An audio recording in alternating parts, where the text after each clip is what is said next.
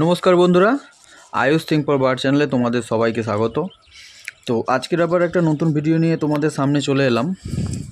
তো আমরা যারা নতুন পাখি পোষার জন্য চিন্তাভাবনা করছি বা যারা আমরা নতুন পাখি পুষেছি হয়তো খুবই অল্প পরিমাণ, কিন্তু তাদের মধ্যে একটা চিন্তা থাকে যে আমরা কি ওষুধ আমাদের কাছাকাছি রাখবো বা কি ওষুধ রাখলে আমাদের পাখিগুলোকে খুব তাড়াতাড়ি প্রবলেম হলে আমরা ট্রিটমেন্ট করতে পারবো।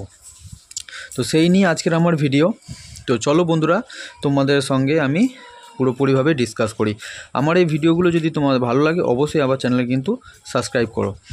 তো চলো বন্ধুরা, তো পাখি পুষতে গেলে আমরা যারা বদ্রি পাখি পুষি বা ফিঞ্চ পাখি বা ছোটো উপর দিয়ে যে লাভবার্ড ককটেল, তো এই পাখিগুলোর মধ্যে বদ্রি পাখির একটু রোগ বেশি হয়। এই রোগের মধ্যে থাকে ম্যাক্সিমামটাই এদের পায়খানার সমস্যা বা পটির সমস্যা। তো এই যে পায়খানার সমস্যা যেটা হয় সেটা সম্পূর্ণরূপে এদের আমরা দুটো জিনিস থেকেই হয় বলে আমার যেটা অনুমান। এক জলের পাত্র আর দ্বিতীয়ত খাবার পাত্র। তো ম্যাক্সিমাম টাইম জলের পাত্র থেকে এদের হওয়ার চান্সেসটা বেশি হয়। তো আমরা মোটামুটি আমাদের যে পাখিগুলো রেখেছি তাদেরকে তো আমরা অবজার্ভ করবই। তো অবজার্ভ করার সময় আমরা যদি দেখি তাদের মধ্যে আনন্যাচারাল কোনো ব্যাপার ঘটছে, তো সেই সময় কিন্তু তাদের যে আনন্যাচারাল ব্যাপারটা আছে সেটা কিন্তু আমাদের আইডেন্টিফাই করতে হবে যে তারা কি করছে। তাদের গা ফুলিয়ে বসে আছে, ঠান্ডা লাগছে, না তাদের পায়খানা হয়েছে তার কারণে সে চুপচাপ বসে আছে, বা তাদের শরীর শুকিয়ে যাচ্ছে, ঠিকমতো গ্রোথ নেই। তো এইগুলো নোট করতে হবে। নোট করার পরে তাদের ওষুধ দিতে হবে।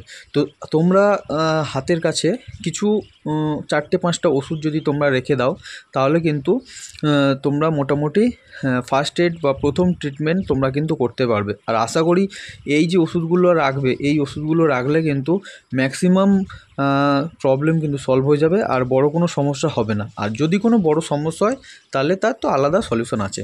তো আমি এক এক করে তোমাদের কাছে ওষুধগুলো বলছি। দেখো, ফার্স্ট অফ অল তোমাদের পাখিকে ঠিকঠাক রাখতে গেলে একটা অ্যান্টিবায়োটিক তোমাদের কাছে রাখতে হবে। কারণ এই অ্যান্টিবায়োটিক রাখলে তো যে কোনো রকমের রোগ প্রতিরোধ তোমরা করতে পারবে। দেখো, এই অ্যান্টিবায়োটিক বলতে আমি কিন্তু প্রথমেই বললো যে টেট্রাসাইক্লিন হাইড্রোক্লোরাইড যে পাউডার আছে হলুদ রঙের, সেইটা কিন্তু তোমরা রাখবে। কারণ এই ওষুধটা কিন্তু খুবই কার্যকারী। এই ওষুধটা যদি তোমরা ইউজ করো তাহলে কিন্তু অনেক রোগই তোমাদের পাখির শরীরে আসতেই পারবে না। বা যদি পায়খানার সমস্যা বা ঠান্ডা লাগার সমস্যা প্রথমেই ধরা পড়ে তাহলে কিন্তু এই ওষুধটা কিন্তু খুবই কার্যকরী। চলো, এইটা যদি তোমরা হাতের কাছে রাখো প্রবলেম হবে না। এবং এর সাথে সাথে তোমরা পাখিদেরকে কিন্তু একটা ক্যালসিয়াম কিন্তু খাওয়াতে হবে। কারণ তাদের একটা গ্রোথের ব্যাপার থাকে এবং তারা যখন জোড়া হবে, জোড়া হয়ে যখন ডিম দেবে তখন কিন্তু তাদের ক্যালসিয়ামের ঘাটতি পূরণের জন্য তোমরা ক্যালসিকন ইউজ করতে পারো। এবং একটা তোমার যে সমুদ্র থেকে কাটল ফিশ বোন আছে, সেই কাটল ফিশ বোন কিন্তু তোমরা ইউজ করতে পারো। ঠিক আছে।